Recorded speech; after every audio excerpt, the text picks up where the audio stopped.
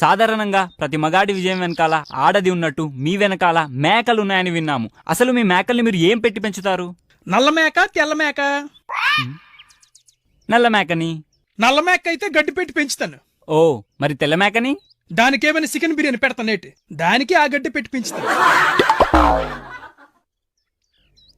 Okay sir, మీరు మీ మేకల్ని ఎక్కడ కట్టేస్తారు? నల్ల మేకనా తెల్ల మేకనా? నల్ల మేకని సార్. నల్ల మేకనైతే మా వాకిట్లో కడతాను. ఓహో, మరి తెల్ల మేకని? దాన్ని ఏమైనా రామోజీ ఫిల్మ్ సిటీలో కడతాను అనుకున్న వేటి, దాన్ని మా వాకిట్లోనే కడతాను. ఓకే సార్, మీరు మీ మేకల్ని ఎలా స్నానం చేయిస్తారు? నల్ల మేకనా తెల్ల మేకనా? నల్ల మేకని సార్. నల్ల మేక అయితే నీటితో స్నానం చేయొత్తానా. ఓహో, మరి తెల్ల మేకని? దానికేమైనా కేసు బీరులతో స్నానం చేయొత్తాను అనుకున్న వేటి, దానికి ఆ నీటితోనే స్నానం చేయొత్తాను.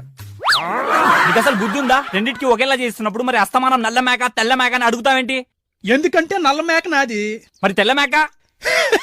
తెల్ల మేక కూడా నాదే.